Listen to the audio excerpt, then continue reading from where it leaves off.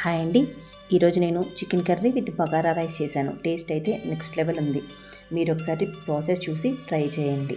ఇక ప్రాసెస్లోకి వెళ్దాం. ముందుగా చికెన్ని వాష్ చేసుకొని అందులో ఫ్రైడ్ ఆనియన్స్, అల్లం వెల్లుల్లి పేస్ట్, కారం, ఉప్పు, పసుపు, ధనియాల పొడి, గరం మసాలా వేసి మంచిగా కలుపుకోవాలి. ఒక ప్యాన్లో ఆయిల్ వేసుకొని దాల్చిన చెక్క, లవంగం, పచ్చిమిర్చి, ఉల్లిగడ్డలు వేసి ఫ్రై అయ్యాక మనం కలిపి పెట్టుకున్న చికెన్ వేసి కలుపుకోవాలి. ఇలా చికెన్ని మధ్య మధ్యలో కలుపుతూ నూనె పైకి తేలుతున్నప్పుడు వాటర్ యాడ్ చేసుకోవాలి. వాటర్ అంతా ఇంకిపోయి గ్రేవీలా ఉన్నప్పుడు కొంచెం ఫ్రై మసాలా, ధనియాల పొడి వేసి కలిపి 2 మినిట్స్ తర్వాత కొత్తిమీర వేసి దించుకుంటే మన చికెన్ కర్రీ రెడీ అయిపోయింది. నేను బగారా, చికెన్ రెండు ఒకేసారి ప్రిపేర్ చేశాను. చూపించడం మాత్రం రెండు వేడివేడిగా చూపిస్తున్నాను.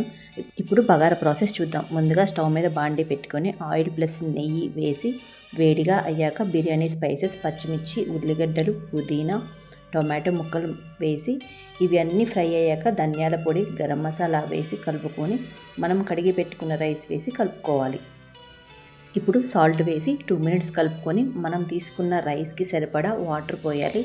ఇలా వాటర్ పోసాక మూత పెట్టి ఉడికించుకోవాలి.